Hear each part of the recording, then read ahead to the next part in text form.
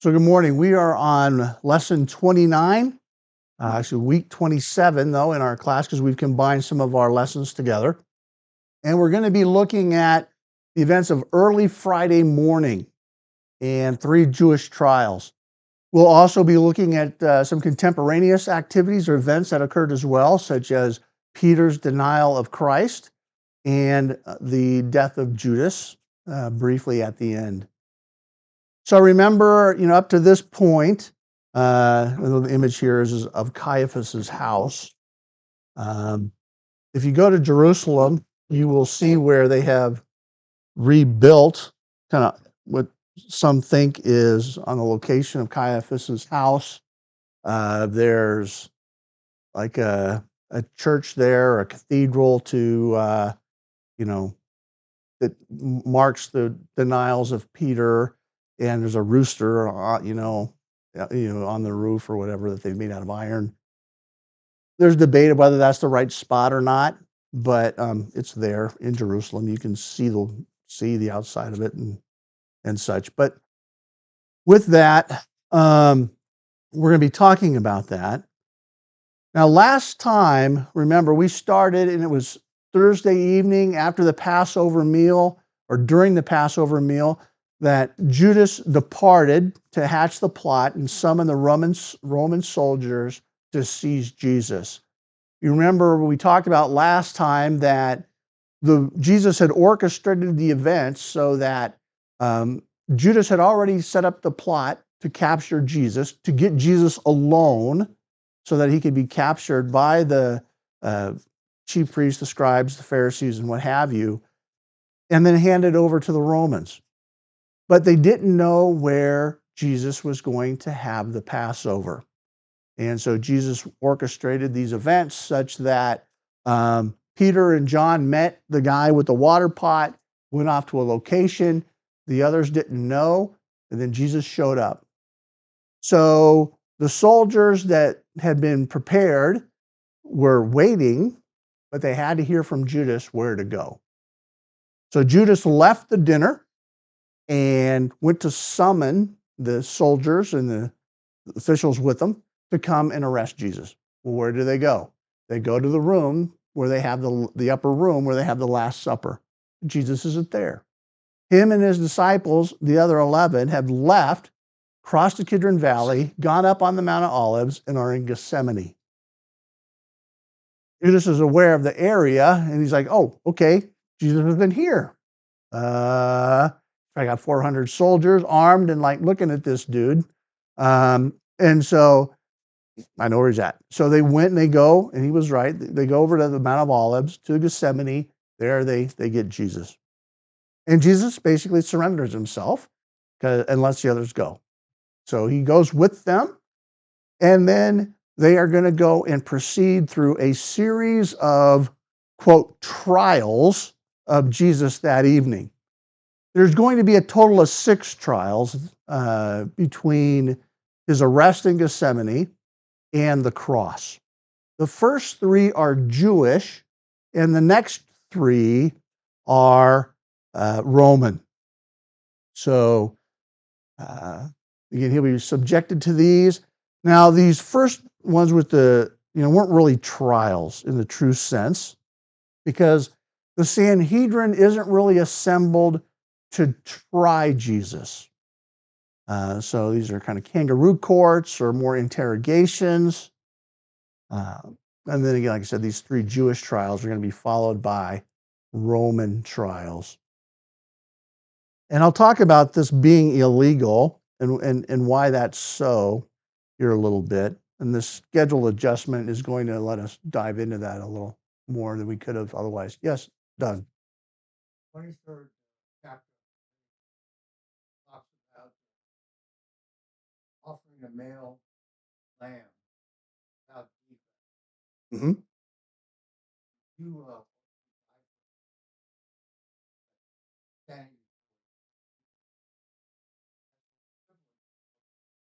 found that Jesus Christ without.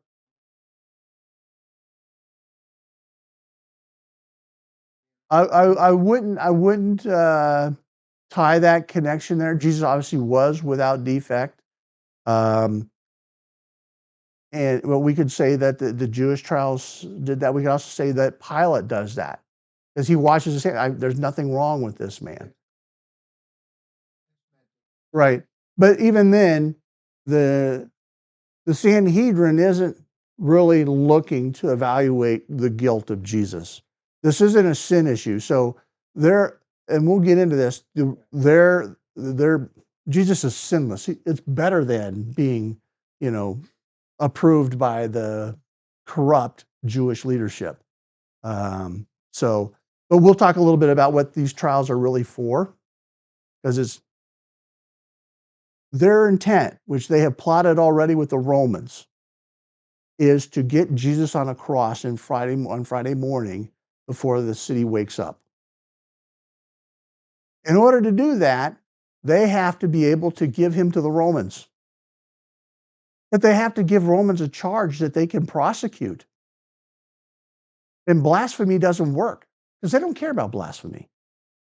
So they have to come, these three interrogations, mock trials, kangaroo courts that take place on the wee hours of Thursday morning are really in like, okay, we got Jesus, but now what do we charge him with? Because they don't know. And they've got just a few hours to figure that out because they've got an appointment with Pilate at about 4:30 in the morning. So they got like 4 hours to find something they can stick on him. So that's the overall context of what's going on. Okay. So, like I said, we're going to have three trials, Jewish trials, and then we're going to have the Roman trials. Overall, we're going to have Jesus is examined by Annas, the former high priest. Then we're going to have a hasty, illegal trial before Caiaphas and the Sanhedrin. And then a third one after dawn, so after daybreak, Jesus is formally condemned by the Sanhedrin.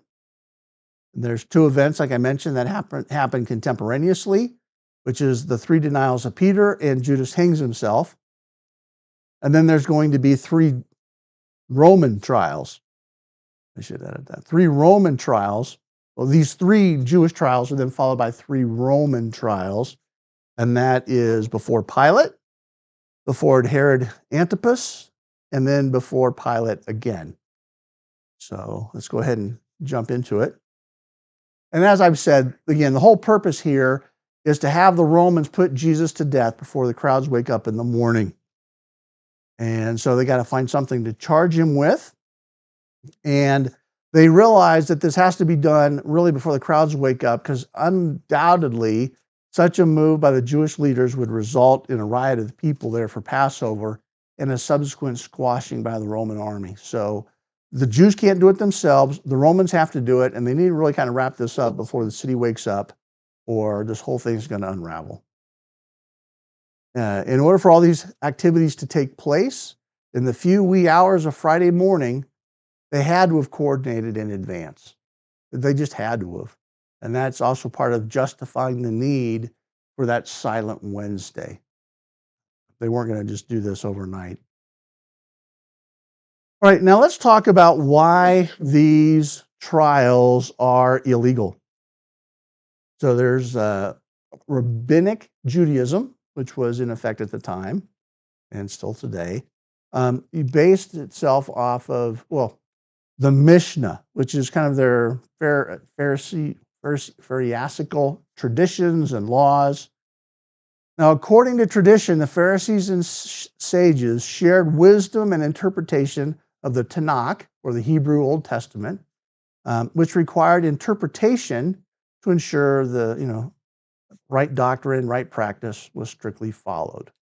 So just like we have commentaries or things, they have like an official. The Catholic Church would have the same kind of thing. This is what this passage means, and this is how you live it or apply it. A lot more rigid. After the fall of the temple in AD 70, these interpretations began to be written down. So before, it's kind of oral tradition and so forth. But starting again, after the temple was destroyed, the kind of Judaism becomes a little bit more scattered, a little bit more fragmented. So they took some efforts to kind of codify and write down some of these things. It was finalized, between 135 and 217. Final redactor or editor was Judah Hanasi. And so that kind of tells us the time frame when everything was assembled. And by the early 3rd century, everything was kind of locked down. The Mishnah then records how Judaism operated and kind of how it should operate. And so it tells us a lot about how Jewish trials and other things pertinent to the religion were conducted and should be conducted. There are 63 tractates which are broken into 6 orders or setters. And we're interested here in the 4th order, the Nezikin, which deals with damages. And this is dealing with civil and criminal law, courts, and oaths. Okay? I hope all this detail isn't going to bore you to death. But looking at this, this order 4, this Nezikim, like I said, it deals with the civil and criminal law and functioning of the courts and the oaths. Now, there's 10 tractates that are part of this, and it deals with civil matters, for like damages and compensation, torts, property law. The Sanhedrin is number 4 and deals with court proceedings and process, the death penalty, and other criminal matters. It's got 11 chapters. And that's the one that we want to look at, because we're saying that these things that happened were illegal. Well, there's a couple of different things that this tells us about the court system of Judaism.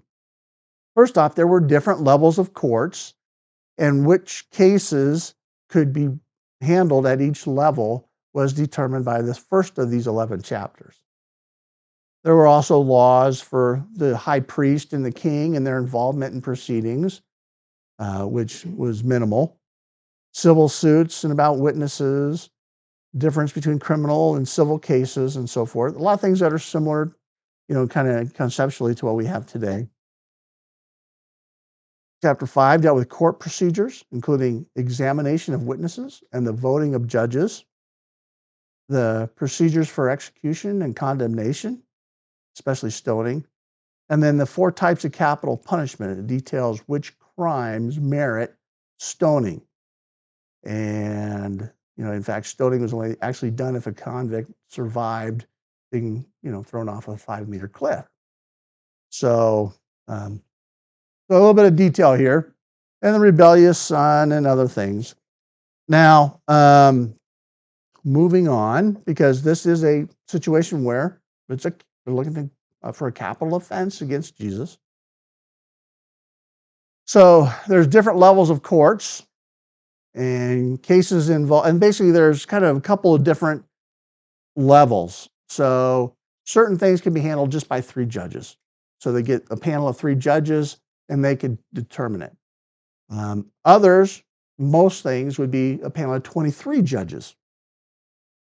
But some things took 71, okay? The full Sanhedrin and the high priest.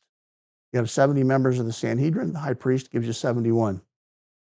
Now, when these panels vote, they vote, and in order to be found not guilty, to be exonerated, you need a majority vote of 1. So if it's, you got 23, so if it's 11 to 12 in your favor, you're free. But if you're going to be found guilty, you have to have a spread of at least 2 votes. So you need 2 votes more to go guilty. So I think that means you probably have to have 3.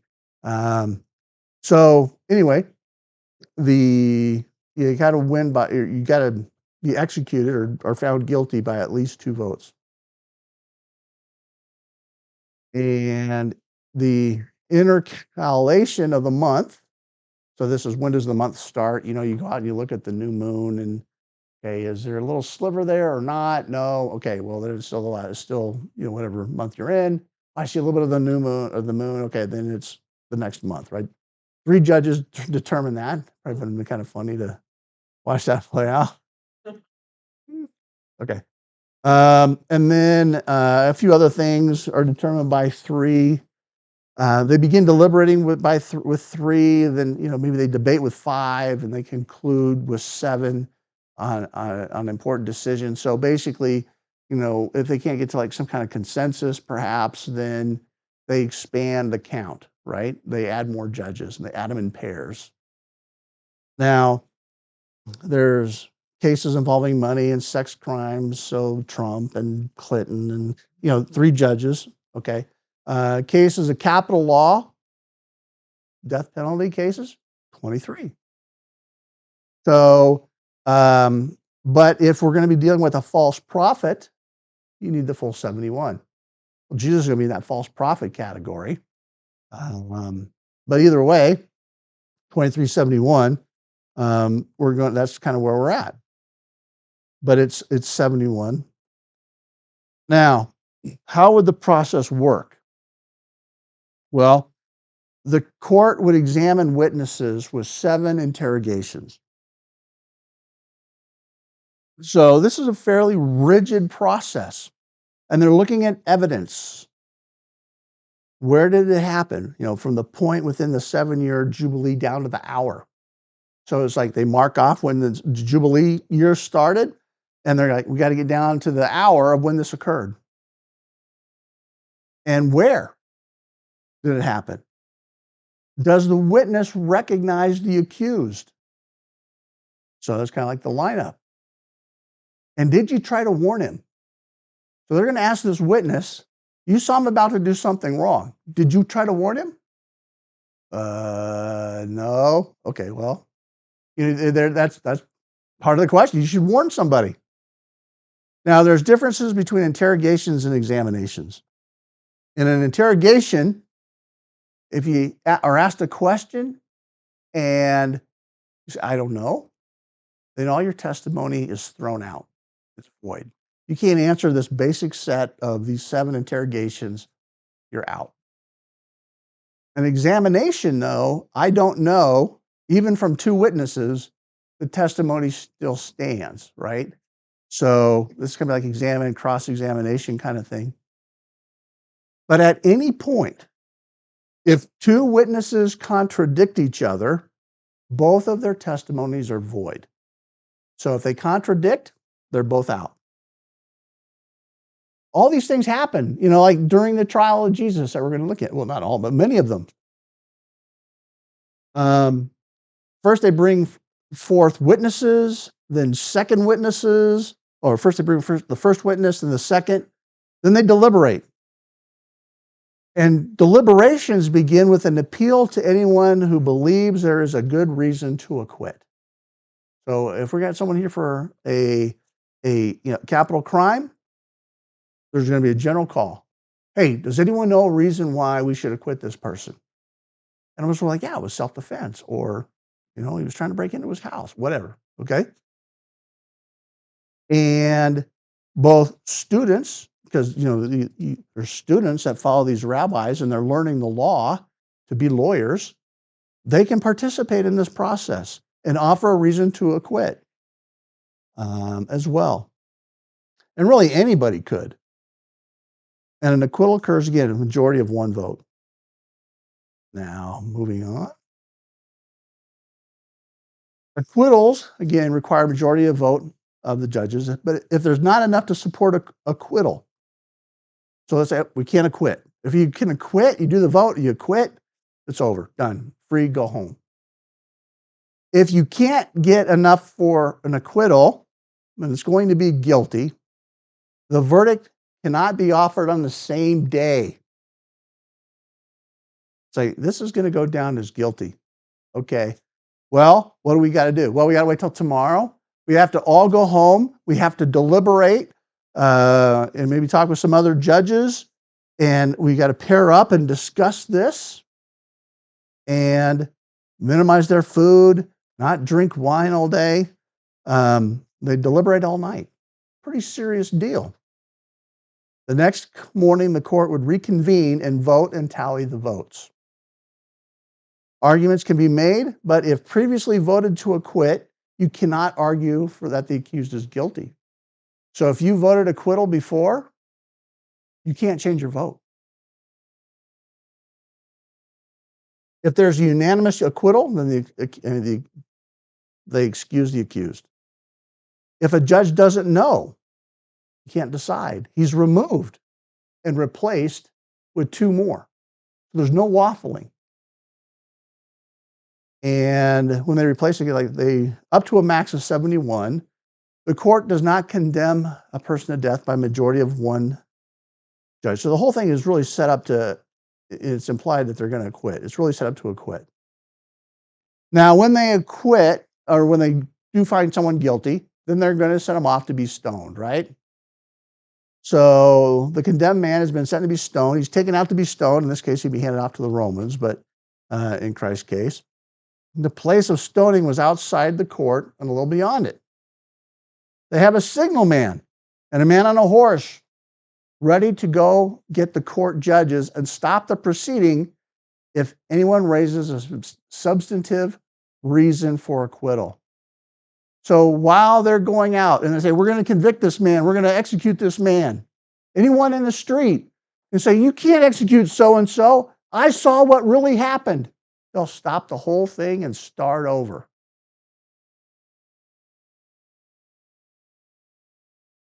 And when they are taken to be stoned, they send a crier before them, providing opportunities to acquit. So they're out there begging for acquittals. Now, when they get 10 cubits, 15 feet from the place of stoning, they stop and give the condemned an opportunity to confess. So it gives them a place in the world to come.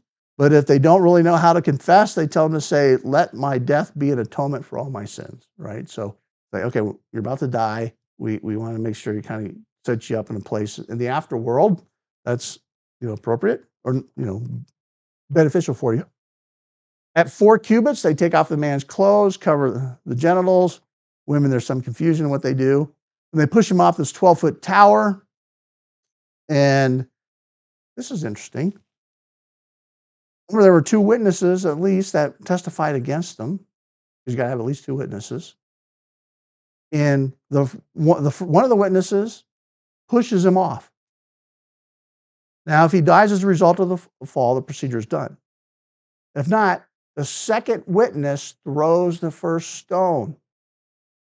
So that's kind of an allusion when Jesus, the woman of adultery, when we looked at that, and he says, he who is without sin, throw the first stone. It was kind of an allusion to this process in the law. And if he does not die with the casting of the stone, then the stoning is completed by all the Jewish people, and then he dies. Also, the same court can't try 2 people for a capital crime on the same day. So there's kind of a limit. So that's the process. Yeah.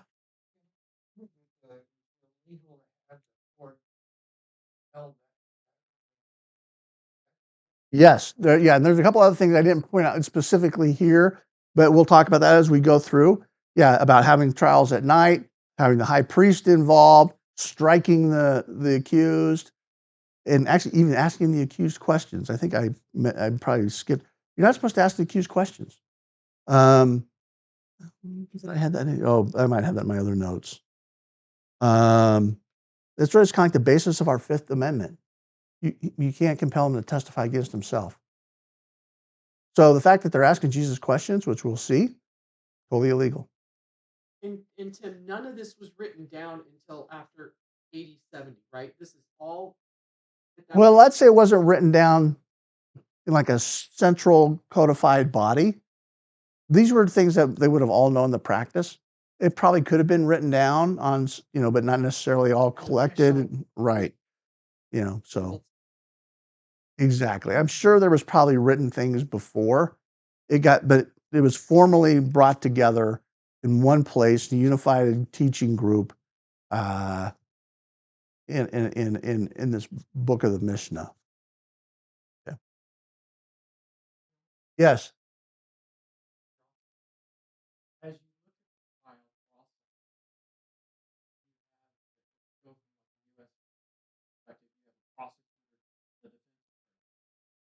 prosecutor brings a claim against an individual or defends, and that's brought before a judge. Right. But it seems like in Christ's trial that the prosecuting attorney is the high priest himself Right. to ask the question. So is that also not a violation? Because who is the prosecutor? Who's bringing the charge? It's the Sanhedrin, and that there's a judging body. So it's a Yeah. So, y- yeah, there's a couple things there. So, first off, I mean, this is Jewish law, and the whole system is kind of set up to preserve innocence, right? And basically, the benefit of the doubt goes to the accused. Is how the system is supposed to work.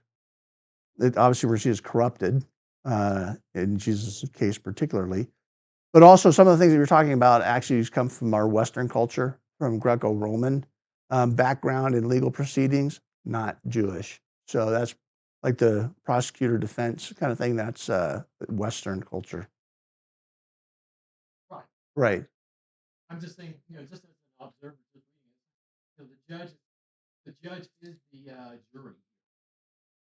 Oh yeah, sure, sure. Yeah, they don't have a jury. Yeah, so they do have judge and jury, but that's where they kind of have to have the process and to do it right and have witnesses and yeah. All right. So first, let's go and let's start in John. So looking at John, I always forget to open Logos. Why do I do that? Be in John 18.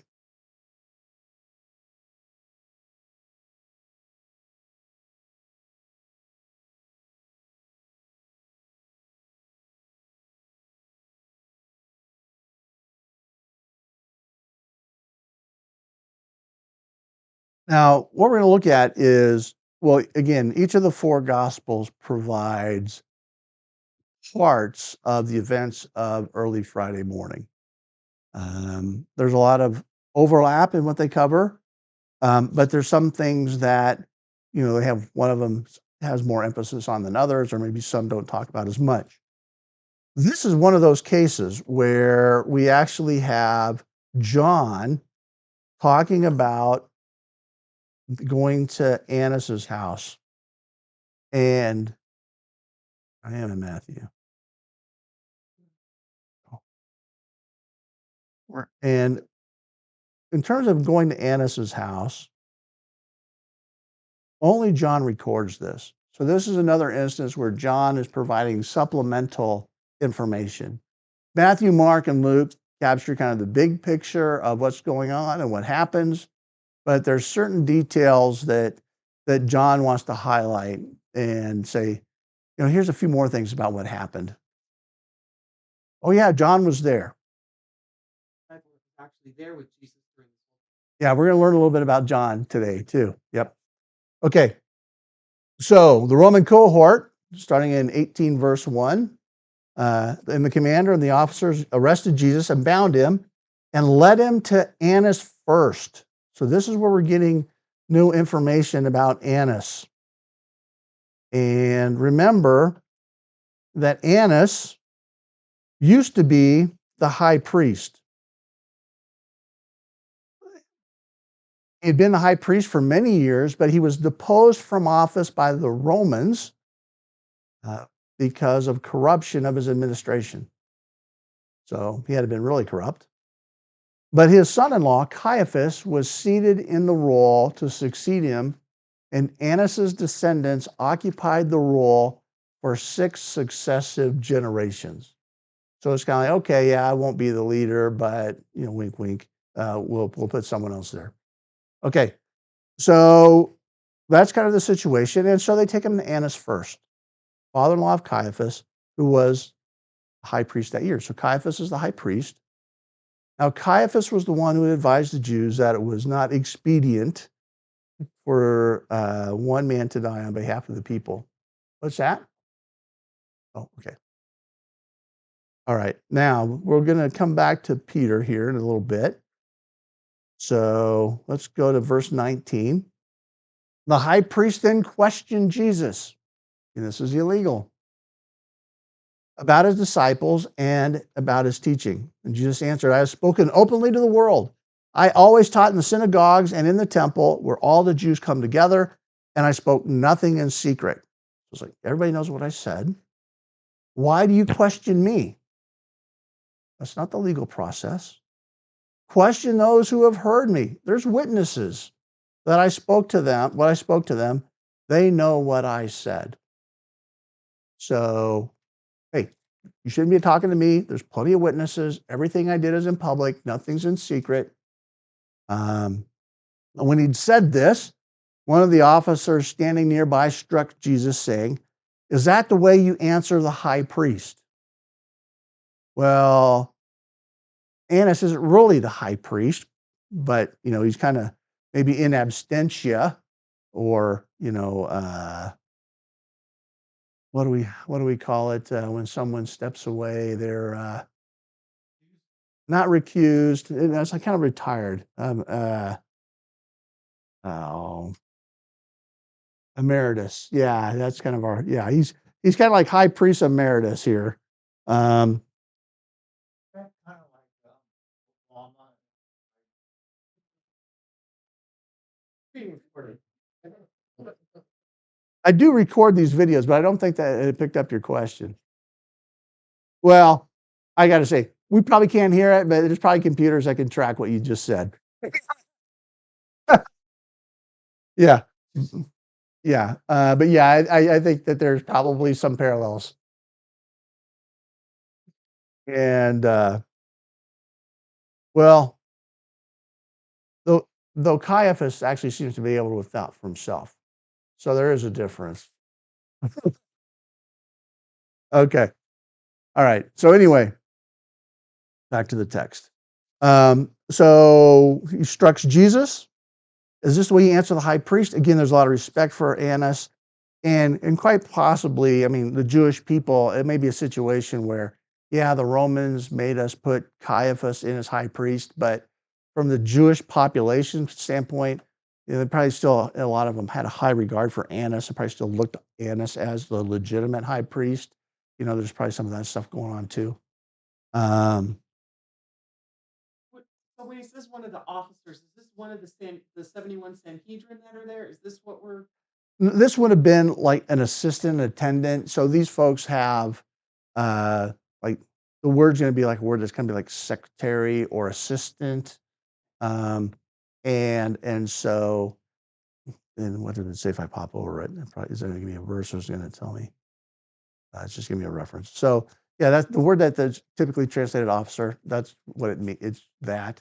So it's just going to be a person that's like a bureaucrat, administrator that's there to basically tend to the needs of the requests. And Jesus answered, if I have spoken wrongly, testify the wrong, but if rightly, why do you strike me? So Annas isn't getting anywhere. He's going to send them bound to Caiaphas, the high priest. So we basically have two high priests in this passage. I wasn't striking him also against the. Absolutely. Yep, absolutely. Okay. Now, yeah, Yeah. yeah, right, exactly. So let me see. I'll make sure I cover my notes here. So I mentioned John records this.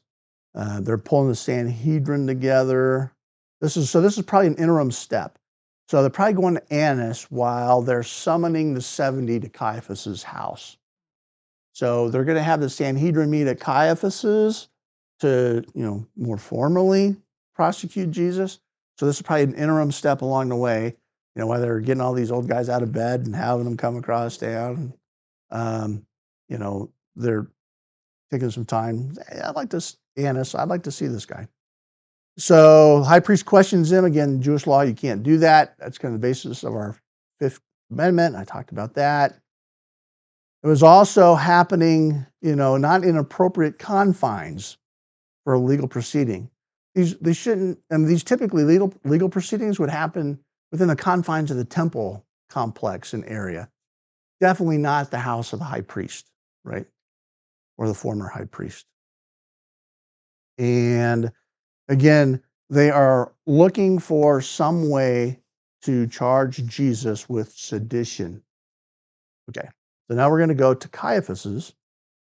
And so let's go here. Let's go to Matthew. This will be Matthew chapter 26. And so Matthew doesn't mention Annas, but they're going to just go right to Caiaphas, which is kind of the center of activity. Those who had seized Jesus led him away to Caiaphas, the high priest, starting in verse 57, where the scribes and the elders were gathered together. But Peter was following him at a distance. And as far as the courtyard of the high priest, we'll talk about that in a minute. Now, the chief priests and the whole council kept trying to obtain false testimony against Jesus. Why? So they might put him to death. See, this again is the problem that they have. They've got Jesus in their custody. They have the Romans ready to take him in a couple of hours, but they don't have anything to tell the Romans to charge him with that's going to be worthy of crucifixion. And so they're trying to find some things that will satisfy Rome's law. Witnesses, some kind of testimony, something that's known, some proof that he's a seditionist, because that's the easiest path to the cross. So, but they that violates Roman law for the Romans to kill him. Yeah, because Rome doesn't care about Jewish religious matters, and even Pilate's going to say, what he doesn't care about that stuff, right? So many false witnesses came forward, because they hadn't find any. False witnesses came forward. Later on, two came forward and said, "This man stated, I am able to destroy the temple and build it in 3 days." The high priest stood up and said to him, "Do you not answer?" Jesus is remaining silent, and he's going to make only one statement. "What is it these men are testifying against you?" Jesus kept silent, and the high priest said to him, "I adjure you by the living God that you tell us whether you are the Christ, the Son of God." So now they're like very explicit. Let's just get to the point. Let's just stop being around. Are you the Christ? And he says, "You have said it yourself." Matthew, Luke, one of them. And it says, Jesus says, "I am." I think it's Mark. It says, "I am. Nevertheless, I tell you, hereafter you'll see the Son of Man sitting at the right hand of power and coming on the clouds of heaven." The high priest tore his robes and said, "He has blasphemed. What further need do we have of witnesses? Behold, you have heard the blasphemy. What do you think?" And they answered, "He deserves death." Now, Luke will give us a little bit more detail here. Well, he'll give us more detail on the second one, yeah. So, let's see, this one, yeah. Luke doesn't do this one. He's going to do the next one. Go to Mark.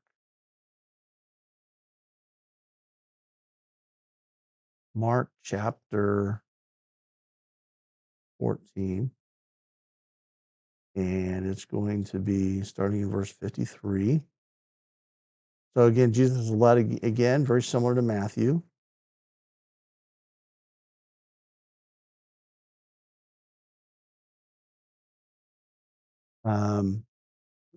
They're gathered together, the elders and the scribes. Peter followed. Now the chief priests and the whole council kept trying to obtain testimony against Jesus to put him to death, and they were not finding any. For many were giving false testimony against him, but their testimony was not consistent. What does that mean? If it's not consistent, they got to throw them both out. So they're trying to at least follow some process here. And here we look at this one, and Jesus said, I am the Christ. So here Jesus is admitting to being the Messiah. So now this gives the basis of how Rome can prosecute Jesus, because everybody there is a witness to Jesus saying he is the Messiah. Now, again, Rome doesn't care about Jesus being a god. but they do care about Jesus being a pretender king in their mind. And so they would see the Messiah as uh, an insurrectionist, because there had been other people that had come up and claimed to be a Messiah of Israel and had created havoc and uprisings and conflicts, small wars, and Rome would put them down. So by Jesus saying, I'm the Messiah, or saying, I'm the Christ, the Messiah, would be enough for Rome now to execute him. Okay. Now, they had not convened to genuinely try Jesus or assess innocent or guilt. The outcome was already determined. They were seeking justification. That kind of summarizes it here. And so they talked about the two coming forward, rebuilding the temple in 3 days. And so let's go back to the slides for a minute and see, make sure I didn't leave anything here. And yeah, so as I said before, again, the Jews had no problem with Jesus being a king. They wanted a king. They had an issue with him being God. The Romans, on the other hand, could care less about Jesus being God, but they did care about Jesus being a king. I've said that almost every week since week 1, the underlying theme of this whole thing. But also remember, Jesus was very careful during his public ministry not to identify himself directly as Messiah Christ for this very reason. His works had testified to his identity, so he had no beneficial reason to state it verbally, because that would lead to him going to the cross. He had to go to the cross at a specific time. Well, now that time has arrived. And all this occurred between, again, 2 and 4 o'clock in the morning, which the Sanhedrinists all knew was blatantly illegal. Thus, they would need to adjourn and reconvene at dawn to conduct an official proceeding, which is why we have a third assembly. The late quote, okay, now after the sun comes up, we can do it again and just agree, okay? So that's what's going to happen. So now let's talk a little bit about Peter's denials.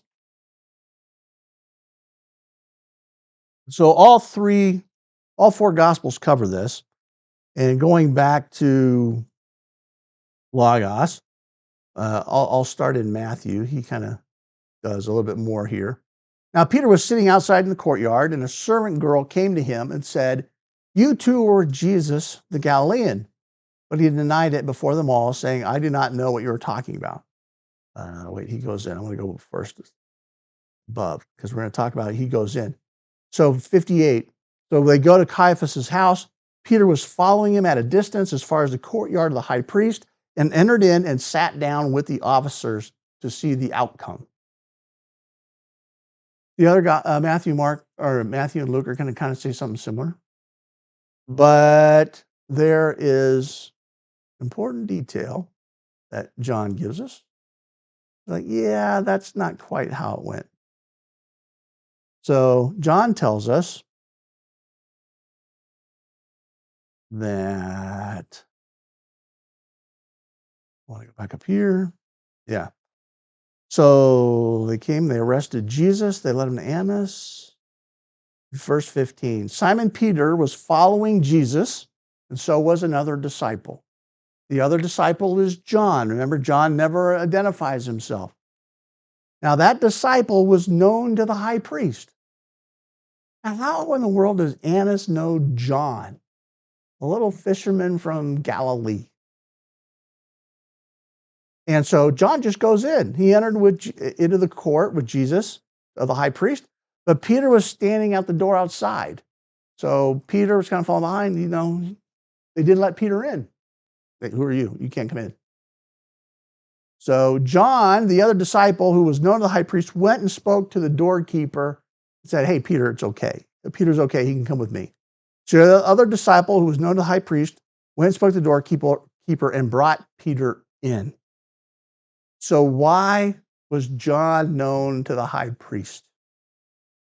Well, most likely John is rich and his family is rich. That little fishing business in Galilee of Zebedee's sons with the crews and the partners, probably very affluent, probably supplied fresh fish to Jerusalem because you're not getting fish out of the Dead Sea. The only fish is coming from the Mediterranean, the ocean, which you don't really have a port. So they're probably supplying fish to Jerusalem. And John's probably involved, probably as a kid, taking this fish, making sure it gets to where it needs to go in Jerusalem and getting the money going back. So everybody knew John. And so that's how he could get in. Oh, John, the fish guy. Sure, go on in. Here's Peter. Yeah, sorry. Some speculation there, but I mean, there's got to be something like that. I mean, you just common person off the street, particularly from Galilee, doesn't just walk into the high priest's house. So there's something going on there. So he comes in. Now, Peter's going to deny Christ. There's some issues here in terms of reconciliation between the Gospels. And it comes to the idea that, how many times did the rooster crow before Peter denied Christ three times? And, basically it says, before the cock crows twice, you will deny me three times. And the different Gospels give a different reading of when that happened. And I believe Luke is the one that's going to tell us that it happened on the second one. Matthew and John tells us Peter that he will deny Christ three times before the rooster crows. Luke 22:34, Peter remembers Jesus telling him that a rooster will not crow today until he has denied Christ three times. Mark 14:30, Jesus says he will deny him three times before the rooster crows twice. So the discrepancy is how many times did the rooster crow before Peter completed his three denials? Now, Mills did a lot of work on this and said that when it's recognized, and I talked a little bit about this last week, that in Jerusalem, roosters crow habitually at approximately 12:30 a.m., 1:30 a.m., and 2:30 a.m. year-round. And this was validated scientifically by Hans Kosmala over a 12 periods of observation, which he reported in 1963, or recorded in 63. So Peter's first denial occurs near the fire in Caiaphas's courtyard, where he's recognized. That's in Matthew, Mark, and Luke. At that point, the rooster crows for the first time around 12:30 in the morning. Peter then moves to the porch gateway, and upon a second confrontation, denies Jesus a second time. That's in Matthew, Mark, and Luke. And then after a little while, Mark 14:70, and about an hour later, that's Luke 22:59. So we're in Luke 22:59.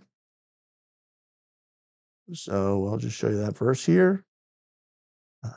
And about an hour had passed. Another man began to insist, certainly this man also was with them, for he's Galilean. And so then Peter denies him again immediately while he was still speaking. The rooster crowed. That's the second time the rooster crows. And it's approximately 1:30. So Peter then left the place and wept. So all four Gospels provide different details regarding the event. Mark's Gospel provides more precision regarding the specific time by noting the second crowing of the rooster. And so we can go and see that in Mark.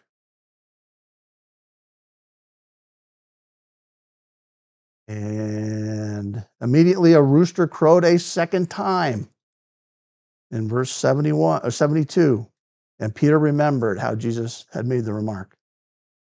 So the primary takeaway from all of this, well, there's a couple of, there's different accounts, additional detail in some lack specificity, but they can all be reasonably reconciled with each other, taken literally, and thus does not constitute an error. But the primary takeaway in all of that is that the rooster crowing is an idiomatic reference to early in the morning. All of this is happening early in the morning. That's really the main thing to take away. So after dawn, Jesus is formally condemned by the Sanhedrin. We'll talk about this real quick in Luke. So Luke doesn't really spend much time with the first one that happened when he left Caiaphas's house. But we're going to start in chapter 22, and we'll look at 66 to 61. So starting in verse 66, when it was day, so now the sun has come up, it's daytime. When it was day, the council of elders of the people assembled. So basically they took a break, they all had their coffee, whatever, they all came back when the sun came up, and they said, okay, let's do this thing. Both the chief priests and the scribes, and they led him away to their council chamber, saying, if you are the Christ, tell us. But he said to them, if I tell you, you will not believe. If I ask a question, you will not answer. From now on, the Son of Man will be seated at the right hand of the power of God. And when they all said, are you the Son of God then? And he said, yes, I am. Which again is kind of, basically synonymous with being the Messiah. Then they said, what further need do we have of testimony? For we have heard it ourselves from his own mouth. So they can basically, we're all witnesses to this. The key thing here, though, is that it was in the day.